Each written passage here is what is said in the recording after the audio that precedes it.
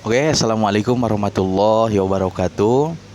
Perkenalkan kami dari kelompok satu yang akan mempresentasikan tugas terkait hukum tata ruang mata kuliah manajemen perkotaan. eh, Penataan ruang dan manajemen perkotaan. Sebelumnya perkenalkan saya D. Alman Aldiansa, NIM H1A1 223, dan ada kawan saya di samping. Perkenalkan, nama saya Dodo Srigonda, NIM H1A1200106. Oke, langsung saja untuk mempersingkat waktu, dilanjut ke materi yang akan disampaikan.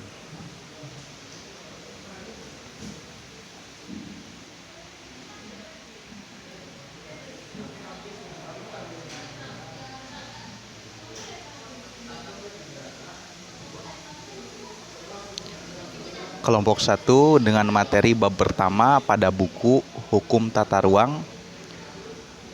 Nama kelompok di Alman Aldiansa dengan NIM H1A1 223 dan Dodo Srigonda H1A1 223. Langsung saja untuk slide pertama yang akan dibacakan oleh kawan saya Dodo Srigonda. Waktu dan tempat saya persilahkan.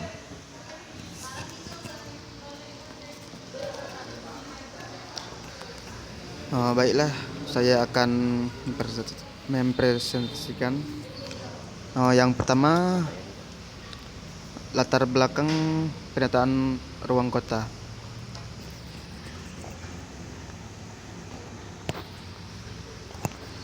Pertumbuhan penduduk di suatu negara menurut pemerintahannya untuk mampu menyediakan berbagai sarana dan pemenuhan hidup rakyatnya.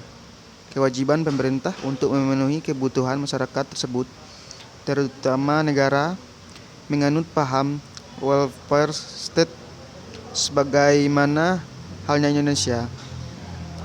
Negara dituntut untuk berperan lebih jauh dan melakukan campuran tangan terhadap aspek-aspek pemenuhan kebutuhan masyarakat dalam rangka mewujudkan kesejahteraan rakyatnya. Sebagai sebuah negara berkembang, Republik Indonesia saat ini sedang mengalami proses perubahan yang sangat penting. Globalisasi membuat suatu tatanan dunia berubah. Nilai-nilai seperti demokrasi dan persamaan hak selalu dikedepankan dalam pergaulan antar bangsa. Dalam mewujudkan tujuan negara, khususnya untuk menciptakan suatu kesejahteraan dan mencerdaskan kehidupan bangsa, berarti harus dapat melaksanakan pembangunan dengan mengarahkan kepada substansi yang akan dituju secara terpadu dan berdasarkan suatu perencanaan yang cermat. Baiklah, ya, selanjutnya pengertian ruang lingkup hukum tata ruang. Luasnya cakupan perencanaan tata ruang mengarahkan penulis untuk mengungkapkan pengertian dan konsep dasar yang terkandung di dalamnya. Penulis akan mengemukakan juga pengertian dan konsep dasar dari tata ruang, baik menurut peraturan perundang-undangan maupun menurut beberapa ahli. 1. Ruang. Ruang sebagai salah satu tempat untuk melangsungkan kehidupan manusia, juga sebagai sumber daya alam, merupakan salah satu karunia Tuhan kepada bangsa Indonesia. 2. Tata ruang.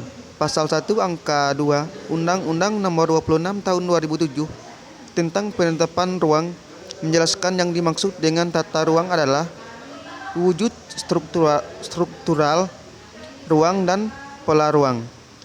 4. Kawasan pedesaan. Yang dimaksud dengan kawasan pedesaan dalam konsep penataan ruang adalah kawasan yang memiliki kegiatan utama pertanian termasuk dalam pengolahan sumber daya alam. 5. Kawasan perkotaan. Yang dimaksud dengan kawasan perkotaan adalah dalam konsep penataan ruang adalah kawasan yang memiliki kegiatan utama bukan pertanian dengan susunan berfungsi sebagai tempat pemukiman, pemusatan dan distribusi pelayanan desa. 6. kawasan lindung.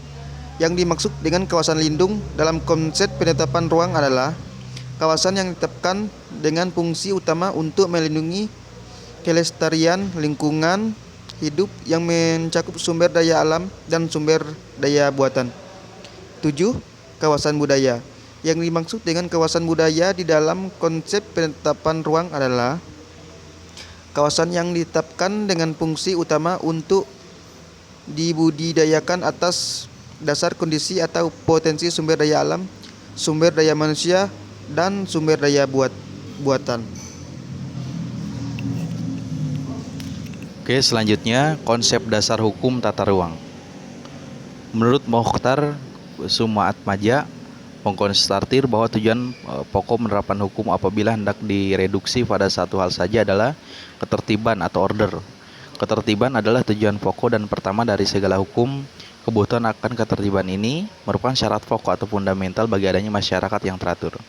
Selanjutnya dalam pasal 33 ayat 3 Undang-Undang 1945 amandemen keempat berbunyi, bumi dan air dan kekayaan alam yang terkandung di alamnya dikuasai oleh negara dan dipergunakan untuk sebesar-besarnya kemakmuran rakyat. Ketentuan tersebut memberikan hak pengusaha kepada negara atas seluruh sumber daya alam Indonesia dan memberikan kewajiban kepada negara untuk menggunakan sebesar-besarnya bagi kemakmuran negara untuk lebih banyak dalam hal mengoptimalkan konsep penataan ruang. Peraturan perundang-undangan telah banyak diterbitkan oleh pemerintah. Sejarah pengaturan tata ruang di Indonesia. Peraturan yang berkaitan dengan penataan ruang kota modern di Indonesia telah mulai diperlihatkan ketika kota Jayakarta kemudian menjadi Batavia dikuasai oleh Belanda pada awal abad ke-17. Tetapi peraturan tersebut baru dikembangkan secara insentif pada awal ke-20. Peraturan pertama yang dapat dicatat di sini adalah Statement Pan 1942 yang dikeluarkan oleh Vossius untuk di kota Batavia. Setelah melalui proses yang panjang, akhirnya Indonesia menyusun Undang-Undang Nomor 24 Tahun 1992 tentang penataan ruang, yang akhirnya undang-undang tersebut disahkan dan berlaku.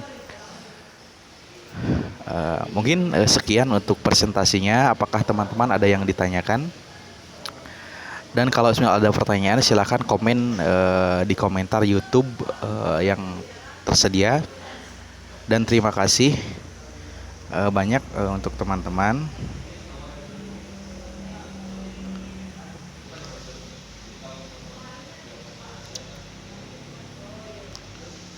Terima kasih banyak untuk teman-teman dan kawan saya juga masih standby ya. Kami mengucapkan terima kasih banyak atas waktunya dan mohon maaf apabila dalam pembuatan video terkait presentasi kami kurang optimal.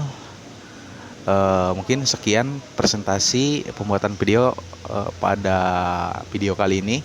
Saya ucapkan sekali lagi terima kasih banyak dan saya cukupkan sekian bersama kawan saya.